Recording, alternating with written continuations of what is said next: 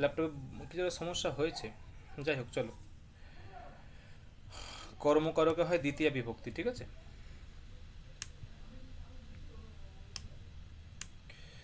এবং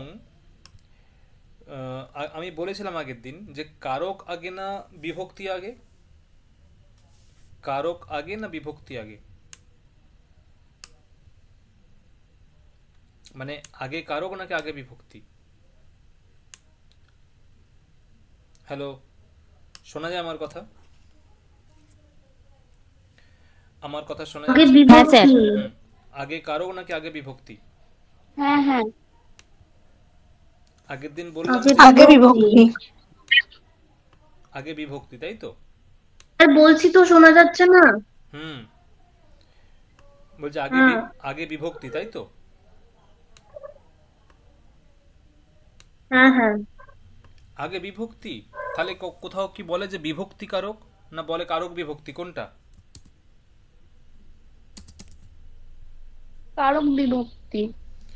আগে কারক নির্ণয় করতে হয়, তারপরে সেই কারক অনুসারে বিভক্তির নির্ণয় হয়।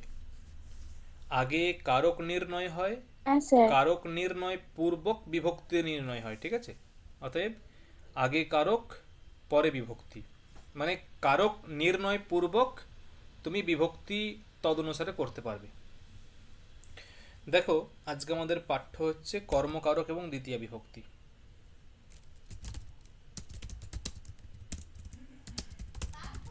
হ্যাঁ, এই অফিসে দিয়ে যাও একটু আমাকে। Thank you. তাহলে কারক বিভক্তি, ঠিক আছে। হুম। এখন প্রথম সূত্র হচ্ছে কর্তুঃ ঈপ্সিততমম কর্ম।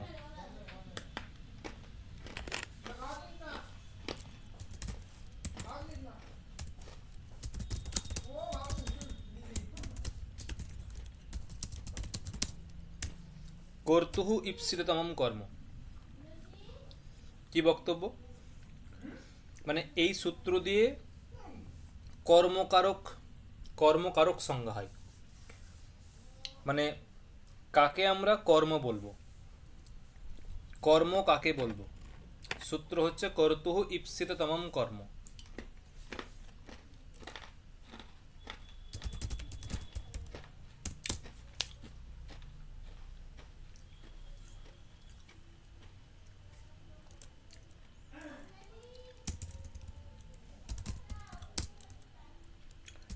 কর্তা ক্রিয়ার দ্বারা যাকে অতিশয় রূপে পেতে ইচ্ছা করে তাকে কর্ম বলে। কর্তা ক্রিয়ার দ্বারা যাকে অতিশয় রূপে পেতে ইচ্ছা করে তাকে কর্ম বলে। যেমন ধরো, যেমন এখন প্রশ্ন উঠবে কর্তাকে। প্রশ্ন, কর্তাকে বা কর্তা কাকে বলে? উত্তর হচ্ছে স্বতন্ত্র কর্তা। স্বতন্ত্র কর্তা মানে এটা সূত্র, কর্তৃসংজ্ঞা বিধায়ক সূত্র, কর্তৃসংজ্ঞা বিধায়ক সূত্র, স্বতন্ত্র কর্তা। অর্থ কি না, ক্রিয়ার নিষ্পত্তিতে, ক্রিয়ার নিষ্পত্তিতে যা বা ক্রিয়ার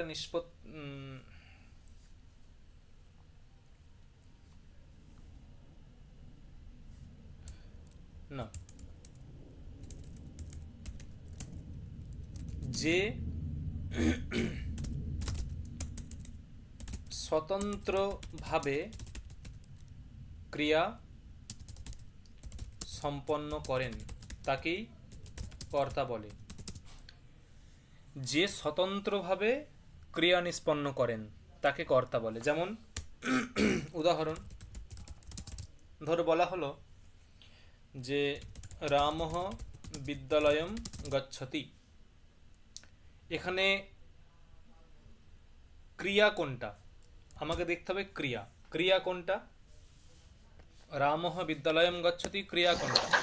গচ্ছতি। গচ্ছতি। গচ্ছতিটা ক্রিয়া, গচ্ছতি। গচ্ছতিটা ক্রিয়া, এবং সেই গচ্ছতি ক্রিয়াটা করছে কে? রাম। রাম। গচ্ছতি ক্রিয়াটা করছে কে? রাম। এবং রাম যে গমন ক্রিয়াটা করছে কারোর সহায়তা নিয়ে করছে না, সে নিজে নিজে করছে। রাম যে গমন ক্রিয়া করছে কারোর সহায়তা নিয়ে করছে না, সে নিজে নিজে করছে। অতএব গচ্ছতি হচ্ছে এখানে, গচ্ছতি হলো এখানে ক্রিয়া, এবং সেই ক্রিয়াটা রাম নিষ্পন্ন করায়। রাম হচ্ছে এখানে কর্তা। ঠিক আছে? এখন এই যে কর্তা ক্রিয়ার দ্বারা, এই যে কর্তা, কর্তা কে হলো? রাম। ক্রিয়া কি হলো? গমন ক্রিয়া। গমন ক্রিয়া। সেই গমন ক্রিয়ার মাধ্যমে, সেই গমন ক্রিয়ার মাধ্যমে, ঠিক আছে, কর্তা মানে রাম গমন ক্রিয়ার দ্বারা, গমন ক্রিয়া কোনটা? গমন ক্রিয়ার মাধ্যমে কাকে পেতে ইচ্ছা করছে? গচ্ছতি। বিদ্যালয়ে যাচ্ছে। বিদ্যালয়কে। মানে বিদ্যালয়ে যাচ্ছে মানে কি? বিদ্যালয়ে যাচ্ছে মানে সে বিদ্যালয়টাকে পেতে চাইছে। বিদ্যালয়টাকে পেতে চাইছে। ধরো বাড়ি থেকে বেরিয়েছে, রাম বাড়ি থেকে বেরিয়েছে, হাঁটতে হাঁটতে হাঁটতে হাঁটতে বিদ্যালয়ের দিকে যাচ্ছে। বিদ্যালয়ে যাওয়ার মাঝে, বিদ্যালয়ে যাওয়ার মাঝে, ঠিক আছে, বিদ্যালয়ে যাওয়ার মাঝে অনেক কিছু ছিল। রেস্টুরেন্ট ছিল, রাম যায়নি।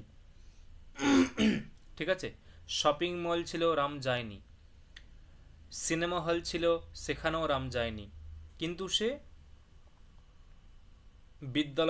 বিদ্যালয়ে গেছে। কেন গেছে?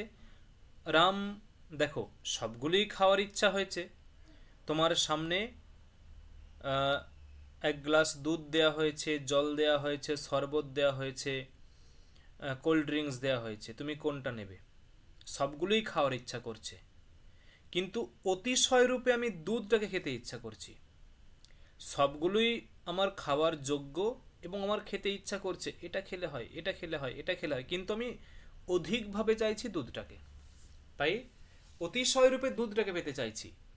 ভক্ষণ বা পান ক্রিয়ার মাধ্যমে আমি অতিশয় রূপে দুধকে পেতে চাইছি, তাই দুধটা হচ্ছে কর্ম হবে। তাহলে রাম এখানে গমন ক্রিয়ার মাধ্যমে অতিশয় রূপে কাকে পেতে চাইছে? বিদ্যালয়কে। বিদ্যালয় হবে কর্ম। বোঝা গেল?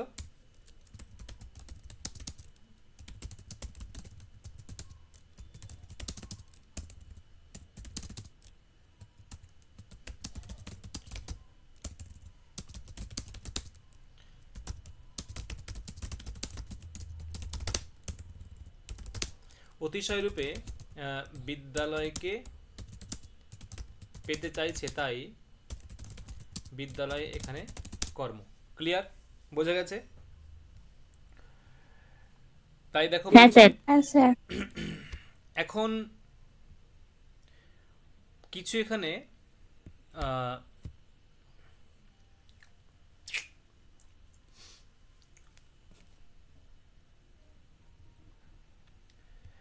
এখানে এরকম প্রশ্ন আসতে পারে যে সম্পূর্ণ সূত্রটা কি? সম্পূর্ণ সূত্রটা হলো কর্তুহু ঈপ্সিততমম কর্ম, তাই তো?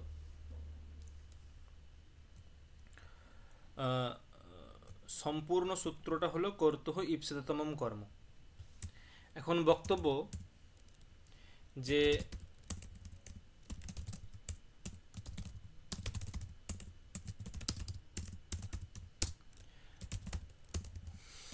কর্তুরীপ্সিততমম কর্ম, এটা সূত্রটা। এখন বলছে যদি কর্তুহু এই পদটি না দেওয়া হতো তাহলে কোথায় সমস্যা হবে? যদি কর্তুহু এই পদটা না দেওয়া হয় তাহলে কোথায় সমস্যা হবে? এইগুলো শুধু মনে রাখবে, ঠিক আছে? উত্তর: মাসেষু অশ্বম বধ্নাতি ঠিক আছে। মাসেষু অশ্বম বধ্নাতি, এখানে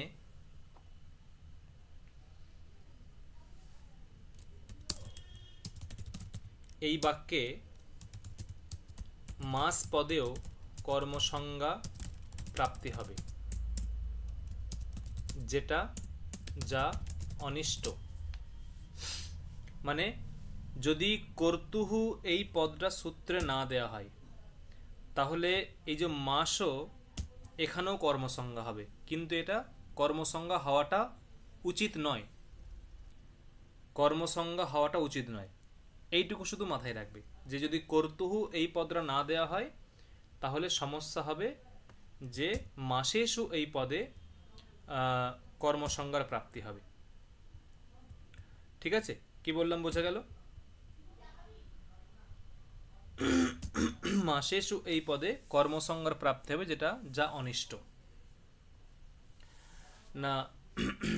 স্যার মাচেসু ওর মানেটা কি? মাচেসু অশ্বং বদনাতি। মাসেষু মানে হচ্ছে যে জব, ভাগ করবেন? জব জব সব। মানে গম জব হয় না, সেই জবকে বলা হয় মাস। হ্যাঁ স্যার।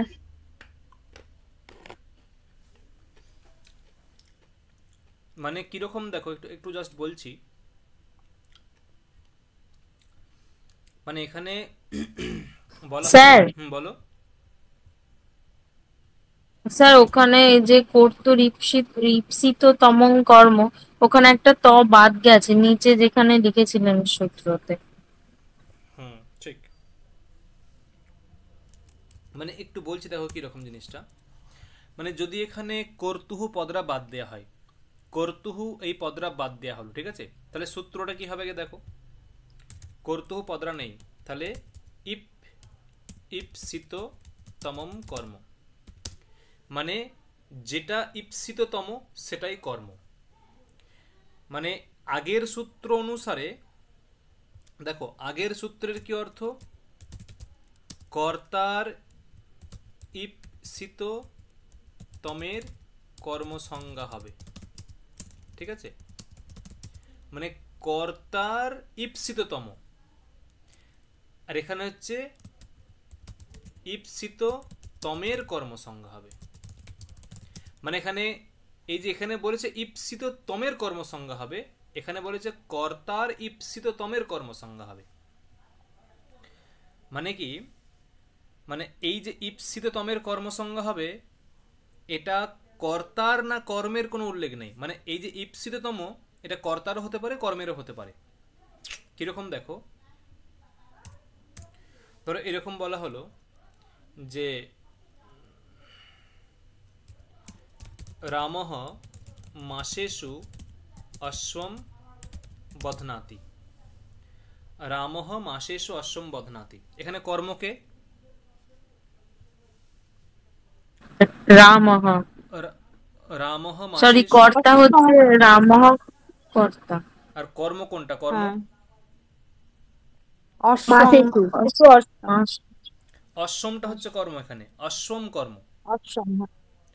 দেখো মানে এর প্রসঙ্গটা হচ্ছে একটা গম ক্ষেত্র বা জব ক্ষেত্র আছে, মানে জমি জমি জব আছে বা গম আছে, তার ঠিক পাশেতে অশ্বটাকে বাঁধা হয়েছে, তার পাশেতে অশ্বটাকে বাঁধা হয়েছে, ঠিক আছে। মানে বেঁধে বেঁধে দেওয়া হয়েছে, অশ্বটা কিন্তু মাছ কলাইগুলো খেতে পাবে না, অশ্বটা মাছ কলাইগুলো খেতে পাবে না, এমনভাবে বাঁধা হয়েছে। তাহলে দেখো এইভাবে বাঁধলো কেন রাম? রাম এইভাবে বাঁধলো কেন? এর এর প্রসঙ্গে টিকাতে বলা আছে, রাম জানে যদি অশ্বটা এমনভাবে বাঁধা হয় যাতে অশ্বটা মাছ কলাইগুলো খেতে পারে, মানে মাছ কলাইগুলো খেতে পারে এমনভাবে যদি আমি অশ্বটাকে বাঁধি, তাহলে অশ্বটা এত মাছ কলাই খেয়ে নেবে, ওর পেটটা ফেঁপে যাবে, পেট ফুলে যাবে, অশ্বটার কষ্ট হবে, পরবর্তীকালে অন্যের বস্তু নষ্ট করার জন্য আমার অধর্ম হবে। তাই অধর্ম না হোক, অশ্বের শরীর সুস্থ থাক, এই চিন্তাতে রাম এমনভাবে বেঁধেছে যাতে অশ্বটা ঠিকঠাক থাকে। মানে রামের ঈপ্সিততম হচ্ছে অশ্ব, রামের ঈপ্সিততম হলো অশ্ব, অশ্বটা ঠিকঠাক, তাই অশ্বেতে কর্ম হয়েছে। কিন্তু অশ্ব মানে ঘোড়া, তার ঈপ্সিততম কোনটা? সে তো খেতে চাইবে ওই মাসকলাইগুলো বা মাস যে মানে ঘাস টাইপের যে ইয়েগুলো, উদ্ভিদগুলো, গাছগুলো, মাস মানে মাস গাছগুলো, কলাই গাছগুলো খেতে চাইবে, চাইবে তো। হ্যাঁ স্যার। তাহলে অশ্বের ঈপ্সিততম কোনটা? অশ্বের দৃষ্টিতে ঈপ্সিততম কোনটা? মাসকলাই। মাসের সু। মাসকলাই। আর কর্তার দৃষ্টিতে ঈপ্সিততম কোনটা? অশ্ব। অশ্ব। ঠিক আছে, তাহলে দেখো যদি আমি এখানে কর্তুহু পদরা না দিই তাহলে কেবলমাত্র হবে ঈপ্সিততমম কর্ম। যদি ঈপ্সিততমম কর্ম, তাহলে ঈপ্সিততমের কর্ম সংজ্ঞা হবে। ঈপ্সিততমটা কার? কর্তার না কর্মের? কোনো উল্লেখ নেই। তাহলে কর্তার ঈপ্সিততম তারও কর্ম সংজ্ঞা হবে, কর্মের ঈপ্সিততম তারও কর্ম সংজ্ঞা হবে। তাহলে কর্তার ঈপ্সিততম অশ্বের কর্ম সংজ্ঞা হয়েছে, অশ্ব হচ্ছে কর্ম, তার ঈপ্সিততম মাস, তাহলে এরও কর্ম সংজ্ঞা হবে। কিন্তু এটা ইষ্ট নয়, তাই কর্তুহু পদরা দেয়া হয়েছে। ক্লিয়ার? বোঝা গেল? হ্যাঁ স্যার। হ্যাঁ স্যার। হ্যাঁ স্যার।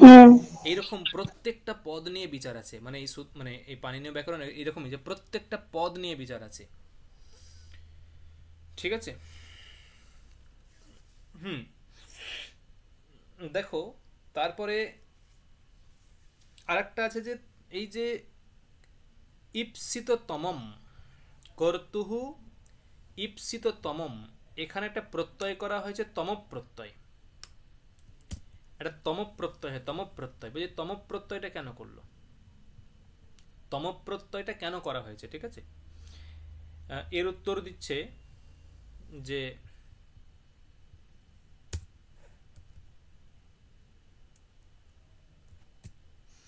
যে তম প্রত্যয়টা কেন করা হয়েছে।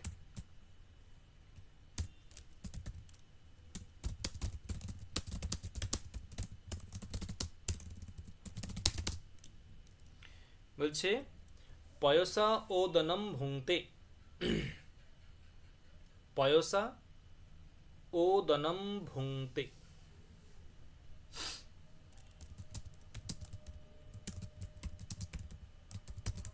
বাস শুধু এইটুকুই জানো যে তম প্রত্যয় গ্রহণের ফলে, তম প্রত্যয় গ্রহণের ফলে পয়সা এখানে তৃতীয়া হয়ে গেছে। ঠিক আছে, তম প্রত্যয় গ্রহণের ফলে পয়সা এখানে তৃতীয়া হয়েছে, এখানে হলে এখানে আবার কর্ম হয়ে যেত।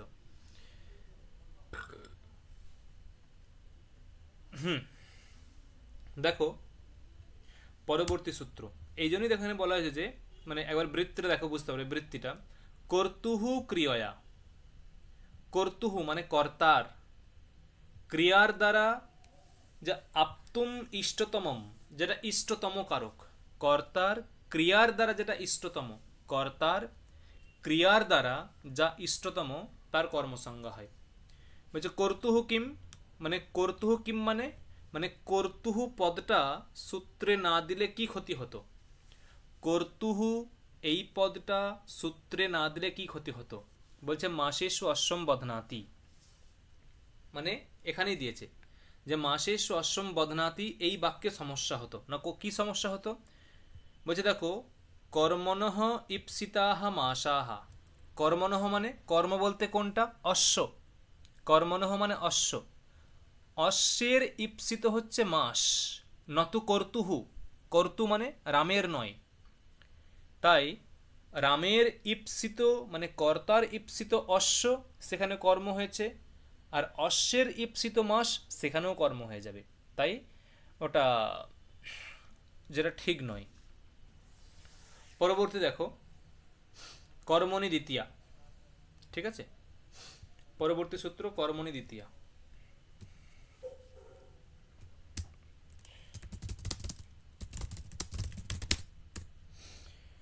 কর্মণি দ্বিতীয়া কি বলছে?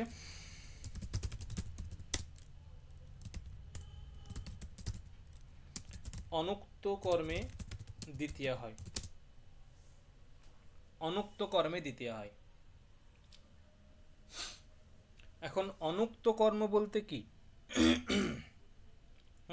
অনুক্ত আর উক্তের ব্যাপারটা কি? অনুক্ত কর্মে দ্বিতীয়া হয়। দেখো কি বলছে, যে একটা লাইন আছে যে অভিহিতে তু কর্মণি প্রাতিপদিকার্থ মাত্রে প্রথমা এব। হ্যালো, আমার কথা শোনা যাচ্ছে? হ্যাঁ স্যার। দেখো শোনা কি বক্তব্য, যা উক্ত হয় তাতে প্রথমাই হয়, যেটা উক্ত হয় তাতে প্রথমাই হয়। উক্ত কিভাবে হয়? তিং কৃত তদ্ধিত সমাসের দ্বারা। তিং কৃত তদ্ধিত সমাসৈহি অভিধানঞ্চ প্রায়েণ তিং কৃত তদ্ধিত সমাসৈহি, এরকম আছে লাইনটা। এই যে এখানে আছে অভিধানঞ্চ, অভিধানঞ্চ প্রায়েণ তিং কৃত তদ্ধিত সমাসৈহি। অভিধান মানে উক্ত, ঠিক আছে? অভিধানঞ্চ প্রায়েণ তিং কৃত তদ্ধিত সমাসৈহি, এটা কি বক্তব্য? বক্তব্য হচ্ছে দেখো এরকম, যে ধরো বললাম যে রামঃ বিদ্যালয়ং গচ্ছতি, ঠিক আছে? রামঃ বিদ্যালয়ং গচ্ছতি, এখানে ক্রিয়াটা কি আছে?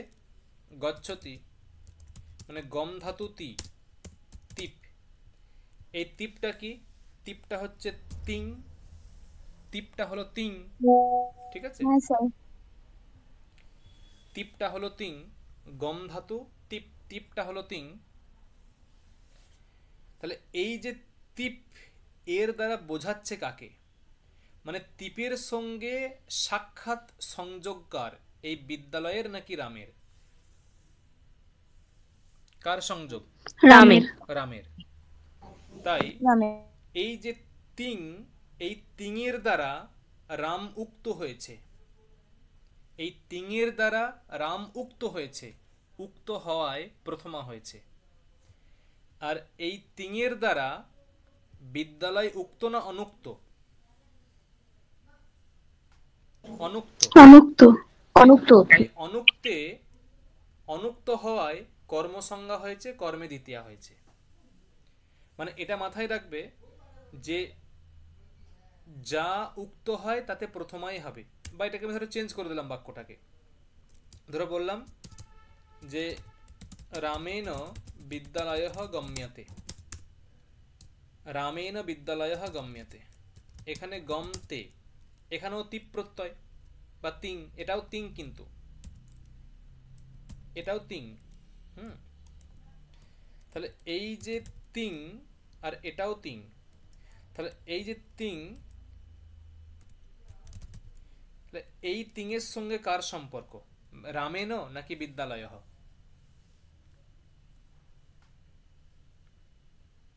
রামেণ। এই তের সঙ্গে বিদ্যালয়। বিদ্যালয়, একদম বিদ্যালয়ের বিদ্যালয়। এই তিঙের সঙ্গে বিদ্যালয়ের সম্বন্ধ আছে, তিঙের সঙ্গে বিদ্যালয়ের সম্বন্ধ আছে, রামের নেই। কারণ কি? কারণ এখানে হয়তো বুঝতে পারবে না, মানে ধরো এরকম বলা হলো। এটা ভাববাচ্য আছে মনে হচ্ছে। কি বলছো? ভাববাচ্য মনে হচ্ছে। কর্মবাচ্য। ধরো এইরকম বলা হলো, কর্মবাচ্য। ধরো এইরকম বলা হলো, হ্যাঁ আতে, মানে কি করে বোঝা যায় দেখো, ধরো এরকম বলা হলো বিদ্যালয়টা কোন পুরুষ? প্রথম পুরুষ, দ্বিবচন, তাই তো? প্রথম পুরুষ দ্বিবচন। আর গম্যতে, গম্যেতে, এটা আত্মনেপদী তো স্যার গম্যতেটা? হ্যাঁ গম্যতে, আত্মনেপদী পদ। আত্মনেপদী। গম্যতে এটাও প্রথম পুরুষ, ঠিক আছে, এবং দ্বিবচন। দেখো এইভাবে বুঝতে পারবে তুমি। কিন্তু রাম এটা হচ্ছে প্রথম পুরুষ কিন্তু এক বচন। রাম এটা প্রথম পুরুষ মানে রাম প্রথম পুরুষ কি বোঝায়, কিন্তু এক বচন। সু ও জস অম ওট সস টা, টাটা হচ্ছে এক বচন। তাহলে দেখো এর সঙ্গে মিলছে না, এখানে দ্বি বচন আছে, এখানে এক বচন আছে, তাহলে কার সঙ্গে সম্বন্ধ বোঝা যাচ্ছে বলো? রাম টা প্রথম পুরুষ কিন্তু এক বচন।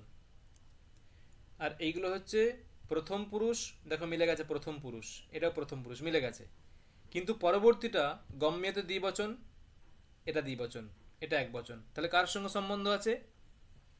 বিদ্যালয়ের সঙ্গে। বিদ্যালয় এখানে এখানে বিদ্যালয়টা কি, এখানে কর্তা না কর্ম? বিদ্যালয়টা কর্ম।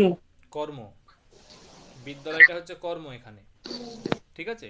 অতএব এখানে কর্ম উক্ত হয়েছে, তাই কর্মে প্রথমা হয়েছে। রামেনা বিদ্যালয় গম্যেতে, এখানে কর্ম উক্ত হয়েছে, তাই কর্মে প্রথমা হয়েছে। আগেরটা ছিল কর্তা উক্ত, তাই কর্তায় প্রথমা। তাহলে এখানে রামেন কোন বিভক্তি হয়েছে? তৃতীয়া। এটা উক্ত না অনুক্ত? দ্বিতীয়া। এটা উক্ত না অনুক্ত? অনুক্ত। এটা অনুক্ত। রামেণুটা উক্ত, বিদ্যালয়টা অনুক্ত। না, উফ, কেন অনুক্ত হবে? যদি উক্ত হয়, এখানে বিদ্যালয় উক্ত, আর রামেণুটা উক্ত বললাম তো, আর বিদ্যালয় ওটা সেই একবার বললেন তখন তো ওটা অনুক্ত ছিল। না উফ, এ বুঝতে পারছে না ঈশা। ঈশা, এই যে এটা তো ক্রিয়া, গম্যতে ক্রিয়া তো, হ্যাঁ। এই গম্যতে ক্রিয়ার সঙ্গে কার সাক্ষাৎ সম্বন্ধ আছে? রামের। কোথায় রামের?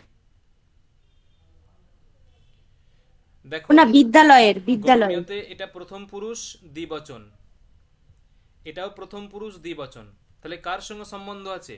মিলছে কার সঙ্গে? হ্যাঁ, বিদ্যালয়। তাহলে বিদ্যালয়। ক্রিয়ার সঙ্গে যার সাক্ষাৎ সম্বন্ধ থাকবে সেটা উক্ত হবে, যেটা উক্ত হবে তাতে প্রথমা হবে, তাতে সেটা কর্মই হোক আর কর্তাই হোক। ক্রিয়ার সঙ্গে যার সাক্ষাৎ সম্বন্ধ হবে সে উক্ত হবে, উক্ত হলে প্রথমা হবে, তাতে কর্মই হোক বা কর্তাই হোক। আর এই ক্রিয়ার সঙ্গে রামের কি সম্বন্ধ আছে? সাক্ষাৎ সম্বন্ধ আছে? না। তাহলে সেটা অনুক্ত হয়ে গেল, তাই অনুক্ত কর্তাই তৃতীয়া। রামেনও এখানে অনুক্ত কর্তাই তৃতীয়া, বোঝা গেল? হ্যাঁ। তাই দেখো আগের যে উদাহরণটা দিয়েছিলাম, যে মানে আগের সূত্রটা, মানে কর্তুহু ইপ্সিততমম কর্ম, এখানে এখানে যে বলা হয়েছিল কর্তুহু ইপ্সিততমম কর্ম, এখানে যে উদাহরণটা বললাম যে রামহ বিদ্যালয়ম গচ্ছতি, রামহ বিদ্যালয়ম গচ্ছতি, তাহলে বিদ্যালয়ম এখানে কর্ম, মানে উক্ত কর্মণি দ্বিতীয়া নাকি অনুক্ত কর্মণি দ্বিতীয়া, কোনটা? উক্ত কর্মণি। হ্যাঁ, উক্ত, উক্ত কর্মণি দ্বিতীয়। উক্ত কর্মণি দ্বিতীয়। উক্ত না অনুক্ত? অনুক্ত, অনুক্ত। অনুক্ত কর্মণি দ্বিতীয়। একদম অনুক্ত হবে, কারণ ওখানে তো রামহ বিদ্যালয়ম গচ্ছতি, এই গচ্ছতি পদের দ্বারা রামটা উক্ত হয়েছে, তাই রামে প্রথমা হয়েছে, আর বিদ্যালয়টা হচ্ছে অনুক্ত, তাই অনুক্তে দ্বিতীয়া হয়েছে। সেই জন্য দেখো এখানে বলছে যে অনুক্তে কর্মণি দ্বিতীয়া স্যাৎ, মানে ওই যে রামহ বিদ্যালয়ম গচ্ছতি, ওই বিদ্যালয়টা কিরকম? অনুক্তে কর্মণি দ্বিতীয়া। এবং উদাহরণ দিচ্ছে হরিম ভজতি, দেখো ভক্তঃ, ভক্তঃ হরিম ভজতি, মানে ভক্ত, হরি মানে বিষ্ণু, বিষ্ণুকে ভজতি মানে ভজনা করছে বা সেবা করছে, তাহলে ভক্তঃ হরিম ভজতি, ভজতি এখানে ক্রিয়া, ক্রিয়ার সঙ্গে কার সম্বন্ধ? ভক্তর সঙ্গে, ভক্ত উক্ত হয়ে গেছে, উক্তে প্রথমা হয়েছে। আর হরিমটা এখানে কিরকম? অনুক্ত হয়েছে, আর অনুক্তে কর্মণি দ্বিতীয়া হয়ে গেছে। তাই কর্মণি দ্বিতীয়া সূত্রে অর্থ কি? কর্মণি দ্বিতীয়া সূত্রে অর্থ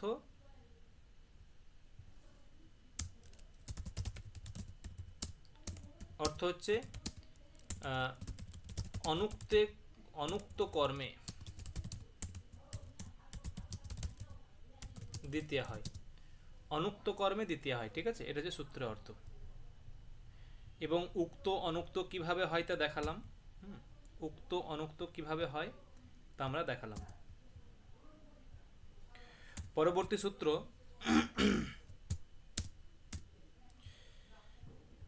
তথা যুক্তম চানিপসিতম, তথা যুক্তম,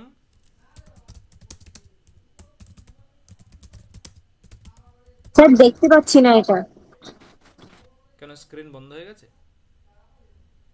হ্যাঁ অন্যরা দেখতে পাচ্ছ? দেখা যাচ্ছে স্যার, দেখা যাচ্ছিল, স্যার দেখা যাচ্ছে তো। এখন তার মানে ঈশার কোনো সমস্যা আছে। দেখো কি বলছে, তথা যুক্তম চানিপসিতম,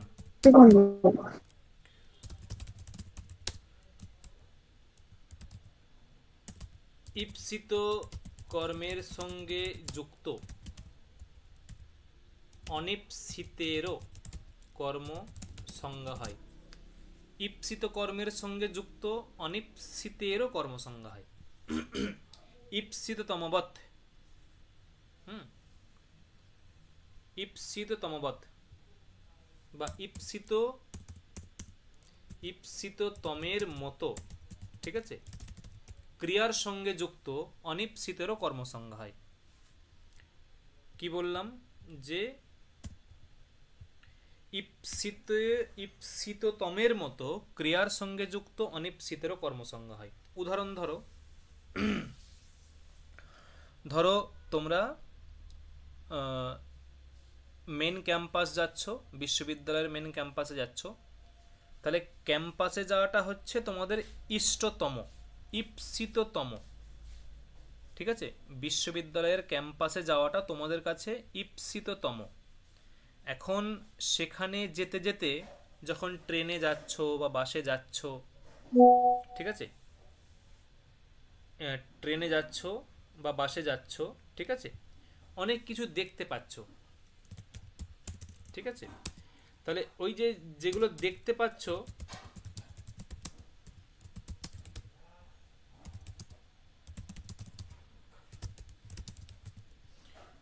যেগুলো দেখতে পাচ্ছ, তোমার মূল লক্ষ্য হচ্ছে বিশ্ববিদ্যালয়ে যাওয়া, মূল লক্ষ্য বিশ্ববিদ্যালয়ে যাওয়া। আর সেই যেতে যেতে যা কিছু দেখতে পাচ্ছ সেইগুলো হচ্ছে গৌণ, মুখ্য হচ্ছে বিশ্ববিদ্যালয়ে যাওয়া। গৌণ তুমি ট্রেনে যেতে যেতে একটা অনেক দিন আগের বন্ধুর সঙ্গে পরিচয় হলো, কথা হলো, ঠিক আছে, এইগুলো হচ্ছে অনিপ্সিত, এগুলোটা হচ্ছে গৌণ। ধরো তুমি একটা, তোমার গ্রাম আছে, তোমার একটা বই লাগবে, সেই বইটা আনার জন্য অন্য গ্রামের যে বন্ধু, সেই গ্রামের অন্য গ্রামের বা অন্য পাড়াতে বসবাস করে যে বন্ধু, তার কাছে যাচ্ছ, গিয়ে বইটা নিয়ে আসবে, গিয়ে বইটা নিয়ে আসবে। দিয়ে দেখা গেল তুমি যাচ্ছ, তোমার মূল লক্ষ্য কি? অন্য গ্রামে যাওয়া, অন্য গ্রামে যাওয়া। আর যেতে যেতে তোমার পায়েতে, মানে আলপথ দিয়ে যাচ্ছ, তো আলপথ দিয়ে যাচ্ছ, তোমার মূল লক্ষ্য আমি ওই গ্রামে যাব, বন্ধুর কাছে বই নেব। আলপথ দিয়ে যাচ্ছিলে, যেতে যেতে আলপথের মধ্যে যে ঘাসগুলো ছিল, সেই ঘাসগুলো তোমার পায়েতে অটোমেটিক্যালি স্পর্শ হয়ে গেছে। তাহলে ওটা কিন্তু তোমার খেয়াল নেই, ওটা অটোমেটিক হয়ে গেছে, তুমি বোঝোইনি কখন হয়ে গেছে। তাহলে দেখো, ইপ্সিততমের মতো ক্রিয়ার সঙ্গে যুক্ত, ক্রিয়া বলতে তুমি গমন করছো, অন্য গ্রামে যাচ্ছ, ঠিক আছে, যে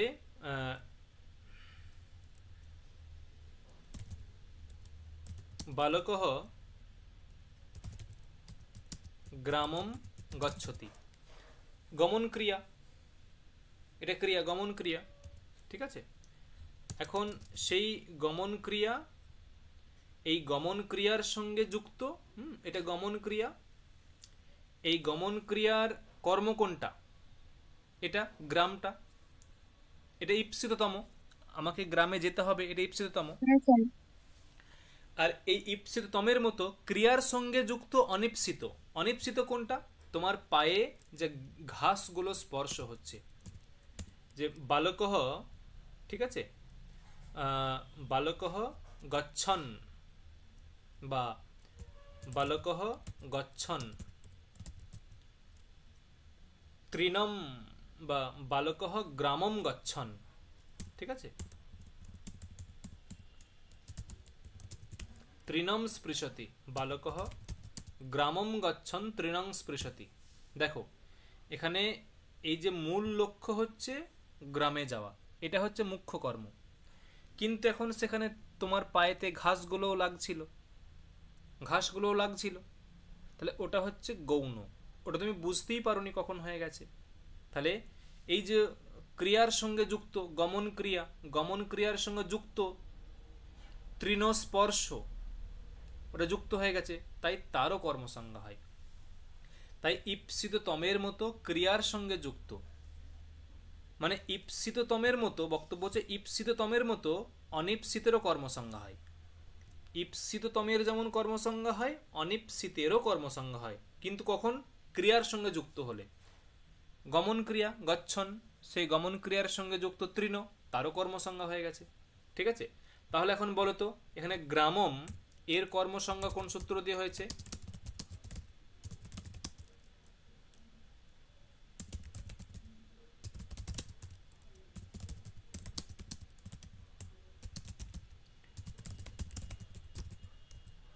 কর্তৃপ্সিততম কর্ম। আর এটা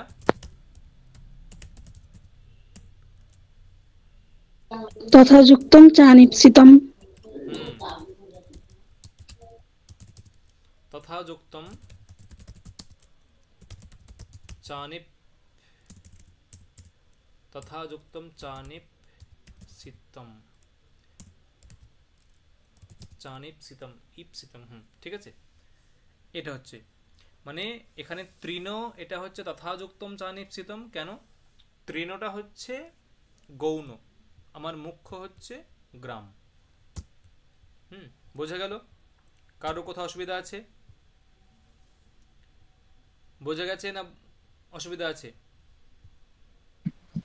বুঝতে পেরেছি স্যার। বাট কি ওখানটা করে বোঝান, আমার তো জয়েন হতে হচ্ছিল, প্রবলেম হচ্ছিল। কোনটা বলো? ক্রিয়ার সঙ্গে যুক্ত উদাহরণটা যখন দিচ্ছিল ওই উদাহরণটা থেকে। ঈপ্সিতের মতো অনীপ্সিতেরও কর্মসংজ্ঞা হয়, ঈপ্সিতের মতো অনীপ্সিতেরও কর্মসংজ্ঞা হয়। এখানে একটা বালক অন্য গ্রামে যাচ্ছে, তাই মানে বালকঃ গ্রামম গচ্ছতি, তাই বালকের অন্য গ্রামটা হচ্ছে ঈপ্সিততম, তাই সেখানে কর্মসংজ্ঞা হচ্ছে। আর ওই গ্রামে যেতে যেতে যখন আলপথ দিয়ে যাচ্ছিল, তখন যেতে যেতে আলপথের মধ্যে ওই যে ঘাসগুলো ছিল, সেই ঘাসগুলোও সে স্পর্শ করেছে। আলপথের মধ্যে যে ঘাসগুলো ছিল, সেই ঘাসগুলোও স্পর্শ করেছে। তাহলে ঘাসগুলো কিন্তু তার ঈপ্সিততম নয়, ওটা অনীপ্সিত, কিন্তু ওই যে গমন ক্রিয়ার সঙ্গে যুক্ত হয়ে গেছে ঘাসগুলো, যখন যাচ্ছিল তখন ঘাসগুলো স্পর্শ করেছে, তাই অনীপ্সিতেরও যে ঘাসগুলো তারও কর্মসংজ্ঞা হয়েছে এই সূত্র দিয়ে। ঠিক আছে, পরবর্তী সূত্র। এবং আরো আছে উদাহরণের। আরেকটা উদাহরণ দেখো, এটাও প্রসিদ্ধ উদাহরণ। ধরো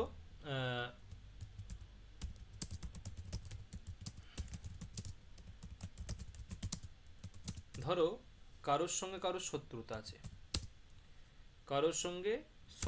আছে, সেই যে শত্রুতা আছে সে কি করেছে? শত্রুতা আছে ভাতের সঙ্গে বিষ মিশিয়ে দিয়েছে, ঠিক আছে। এখন যে ভাত খাচ্ছে, সে তো ভাত জেনেই খাচ্ছে, তার মুখ্য উদ্দেশ্য কোনটা? তার ঈপ্সিততম কোনটা? ভাতটা। তাই ওদনটা কর্ম হয়ে গেছে কোন সূত্র দিয়ে? কর্তহ ঈপ্সিততমম কর্ম।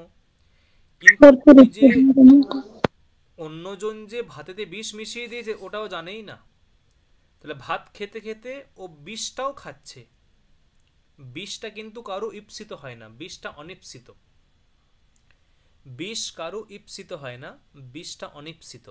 তাই ওই ভক্ষণ ক্রিয়ার সঙ্গে যুক্ত বিষ, কারণ ভাত খাচ্ছে, ভক্ষণ করছে ভাত, তার সঙ্গে বিষও ভক্ষণ করছে, তাহলে ভক্ষণ ক্রিয়ার সঙ্গে ভাতও যুক্ত, বিষও যুক্ত।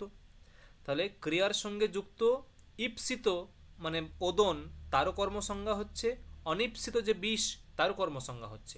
দেখো বোঝা গেল? হ্যাঁ স্যার।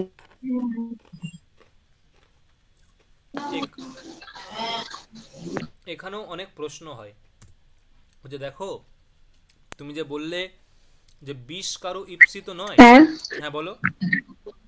স্যার বিষ কারোর ঈপ্সিত নয়, কিন্তু যারা বিষ খেয়ে সুইসাইড করবো ভাবে তাদের কাছে তো ঈপ্সিত। আমি এই মাত্র ওটাই বলতে যাচ্ছিলাম, মানে এই প্রশ্নটা মহাভাষ্যে আছে, তুমি যেটা বললে এটা মহাভাষ্যে আছে। মানে এগুলো হচ্ছে একটু একটু মানে এটা হচ্ছে অতটা বিস্তৃত নয়, মহাভাষ্য হচ্ছে অনেক বিস্তৃত, ওখানে একবারে যত রকমের প্রশ্ন হয় সেখানে প্রশ্ন উত্থাপন করা হয়েছে, তার উত্তর দেওয়া হয়েছে। বিষও কারো কারো ঈপ্সিত হয়, প্রচুর ঝগড়া ঝামেলা, ঠিক আছে? এই যে এখন আর বিষ খেয়ে কেউ মরতে যায় না, এখন বিষ খেয়ে অন্য কিছু মানে যদি ঝামেলা হয় অন্য কিছু করে নেয়, ঠিক আছে? তাহলে বিষও কারো কারো ঈপ্সিত হয়, তাহলে সেক্ষেত্রে কি হবে বলো তো, তোমরাই বলো সেক্ষেত্রে কি হবে?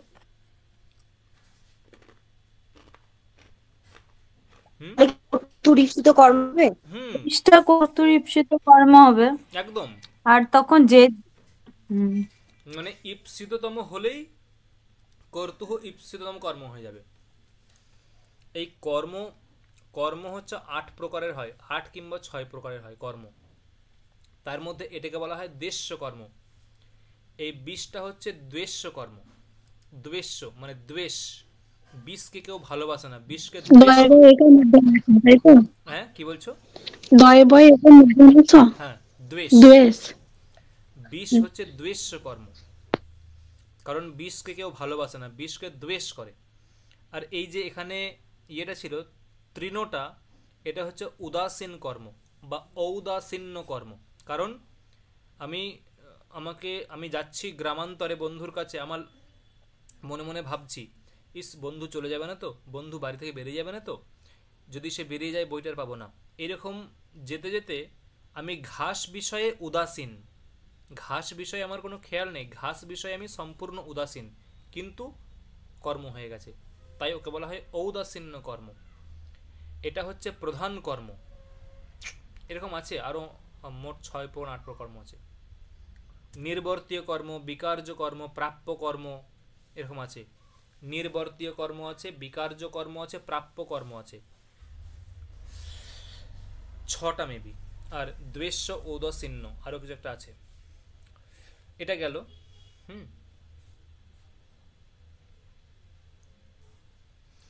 পরবর্তী দেখো অকথিতঞ্চ,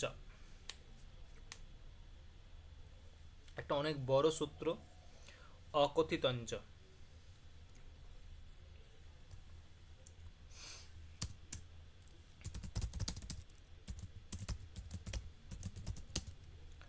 অকথিতঞ্চ সূত্রার্থ কি? সূত্রার্থ হচ্ছে অপাদান প্রভৃতি বিশেষ কারকের দ্বারা অবিবক্ষিত কারক, কর্মকারক বা কারকের কর্মসংজ্ঞা হয়। অপাদান প্রভৃতি বিশেষ কারকের দ্বারা, অপাদান প্রভৃতি মানে অপাদান, সম্প্রদান, অধিকরণ, করণ, ঠিক আছে? অপাদান সম্প্রদান মানে আমরা কারকের ক্রমটা কিরকম জানি? কারকের ক্রমটা জানি কর্তৃ, কর্ম, করণ, সম্প্রদান, অপাদান, অধিকরণ। কিন্তু এটা হচ্ছে সিদ্ধান্ত কৌমুদীর মানে সিদ্ধান্ত কৌমুদী ক্রম, আর পাণিনির ক্রম হচ্ছে অপাদান,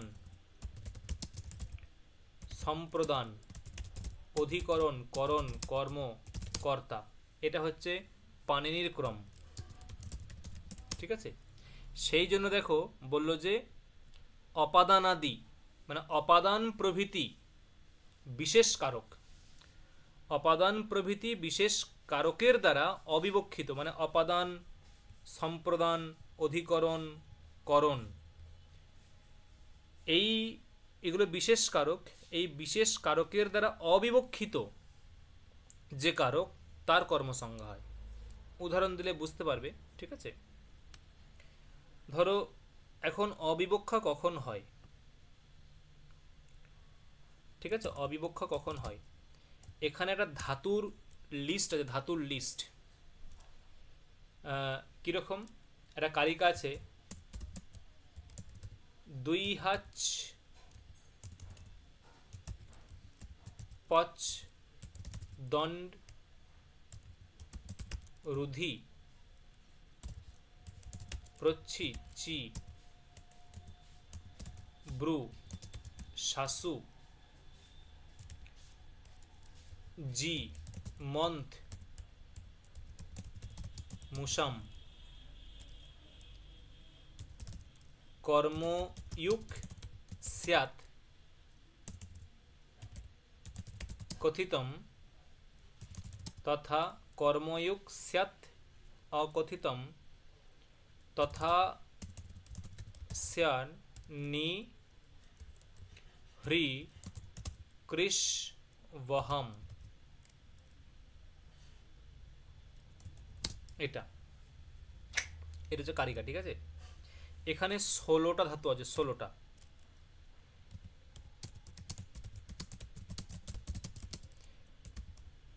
দুহ, ইয়াচ, পচ, দণ্ড, রুধি, চি, ব্রু, শ্বাস, জি, মথ, মুস। দেখো 12টা হলো, 2 4 6 8 10 11টা।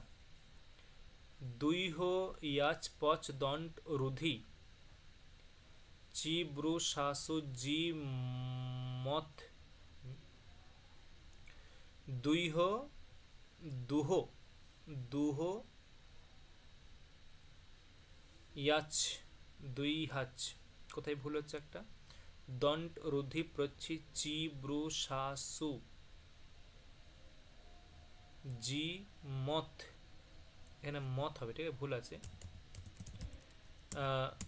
এখানে মথ হবে। মুসাম কর্মयुक স্যাৎ অকথিতম তথা স্যাৎ নি হ্রি কৃষ বহ। এখানে মোট 12টা হওয়ার কথা। 2 হাদীনাম দ্বাদশনাম তথা নি প্রভৃতিনাম চতুর্ণাম কর্মণা যদ উজ্জতে।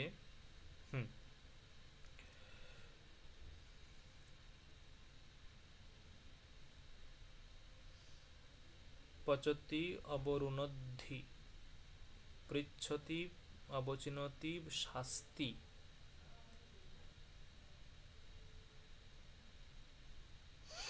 মথনাতি মুষ্ণাতি। 12টা হচ্ছে কই?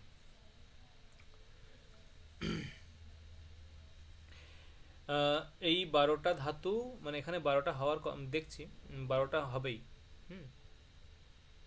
এখানে 12টার গণ আছে। দুহ ইয়াচ পচ, দুহ ইয়াচ পচ দণ্ড রুধ প্রচ্ছ চি ব্রু শ্বাস জি মন্থ মুস। সবগুলোই তো আছে। মন্থ, ও আচ্ছা, জিটা লিখে, জিটা, তাই বলছি, শ্বাস জি।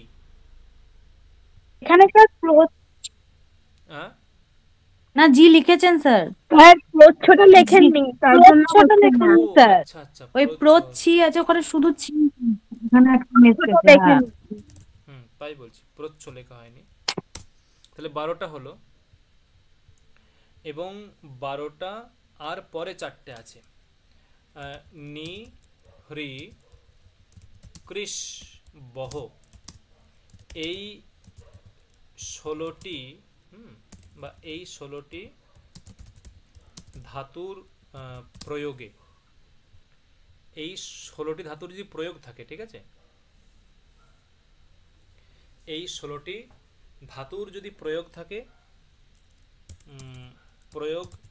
থাকে তাহলে অপাদান, প্রভৃতি কারকের অবিবক্ষা হয়ে কর্মকারক,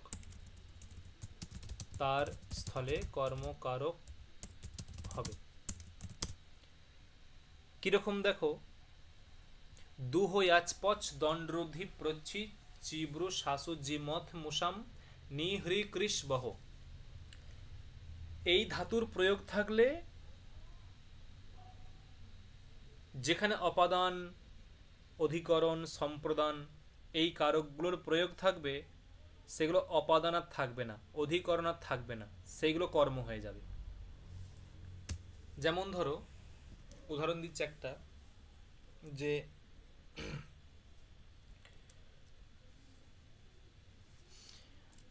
উদাহরণ ধরে এরকম বললাম যে বৃক্ষ থেকে ফুল তুলছে, অনুবাদ করলে কি হবে?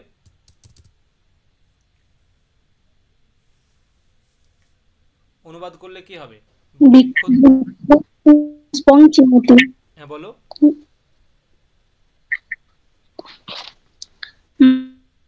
পুষ্পং চিনতি। ঠিক আছে, তাই করলাম। বৃক্ষাৎ পুষ্পম চিনতি। এখানে ভেবে দেখো এখানে কি কি কারক আছে। এটা কোন কারক?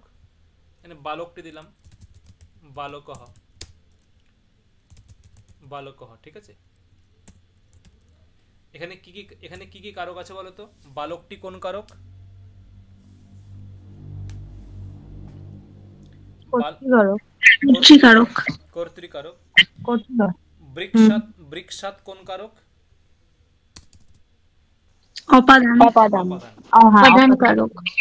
এবার দেখো এই যে তুমি চি ধাতু প্রয়োগ করেছো, এই চি ধাতুটা কি এই লিস্টের মধ্যে আছে? দেখো তো। হ্যাঁ স্যার আছে। হ্যাঁ স্যার আছে। যদি এই লিস্টের মধ্যে থাকে তাহলে যেগুলো অপাদান প্রভৃতি কারক সেইগুলো চেঞ্জ হয়ে কর্ম হয়ে যাবে। তাহলে অপাদান প্রভৃতি কারক কোনটা এখানে আছে? বৃক্ষাৎ। ওটা চেঞ্জ হয়ে কি হবে? তাহলে বৃক্ষাৎ হবে না, তাহলে কি হবে? ওটা চেঞ্জ বৃক্ষম। বৃক্ষম, একদম। বালকহ বৃক্ষম পুষ্পম চিনতি। ক্লিয়ার? বোঝা গেল? হ্যাঁ স্যার। তাহলে এই যে বৃক্ষম এখানে কর্ম হলো, এটা কোন সূত্রের দ্বারা? বৃক্ষম এখানে কর্ম হলো কোন সূত্রে? অকথিত। অকথিতঞ্চ, একদম অকথিতঞ্চ দিয়ে এখানে কর্মসংজ্ঞা হয়েছে। ক্লিয়ার? পুরো ব্যাপারটা বোঝা গেল?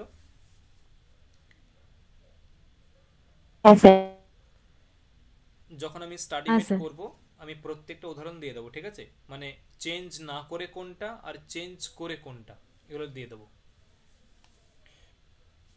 মানে এটা বোঝা গেল তো ব্যাপারটা? আরেকটা উদাহরণ দিচ্ছি দেখো, মানে আরেকটা উদাহরণ, এর চি ধাতু, ঠিক আছে?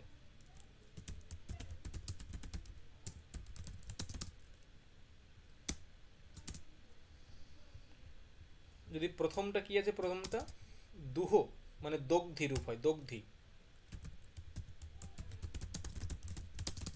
ধর বললাম যে গোপহ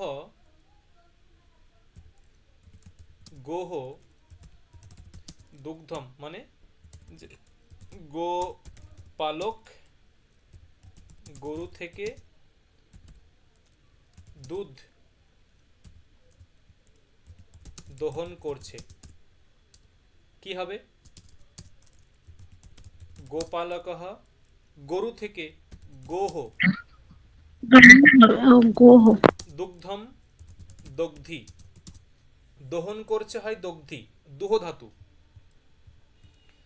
তাহলে এখানে বলো তো এখানে কোনটা পরিবর্তন হবে? গোটা। গোটা পরিবর্তন হয়ে গোটা গাং হয়ে যাবে, হয় গাম হয়ে যাবে। গাং। বাস একদম বোঝা গেছে ব্যাপারটা। গোপালকঃ গাম দুগ্ধম দগ্ধি কেন হলো? এই যে দুহ ধাতুর প্রয়োগ আছে, এই দুহ ধাতুর প্রয়োগে এই গোটা চেঞ্জ হয়ে এখানে গাম হয়ে গেছে। ক্লিয়ার? তাহলে এই যে গোহ থেকে, তাহলে এখানে গোহটা হচ্ছে অপাদান কারক, কিন্তু ওই দুহ ধাতুর প্রয়োগে গোটা গাম হয়ে গেল, গামটা হয়ে গেল কর্ম। কোন সূত্র দিয়ে কর্ম? অকথিত অঞ্চ দিয়ে কর্ম। ক্লিয়ার? বোঝা গেছে? হ্যাঁ স্যার। এইরকম প্রত্যেকটা সূত্র হচ্ছে এইভাবে হয়। এখন এইখানে আর একটা ব্যাপার আছে, এই যে চারটে ধাতুকে আলাদা করা হলো না, এইখানে একটা ব্যাপার আছে। এগুলো যখন অনুবাদ করা হয়, মানে কর্তৃবাচ্য থেকে যখন কর্মবাচ্যে করা হয়, তখন এই চারটে ধাতুর একটা কাজ আছে, আর ওই 12টা ধাতুর আলাদা কাজ আছে।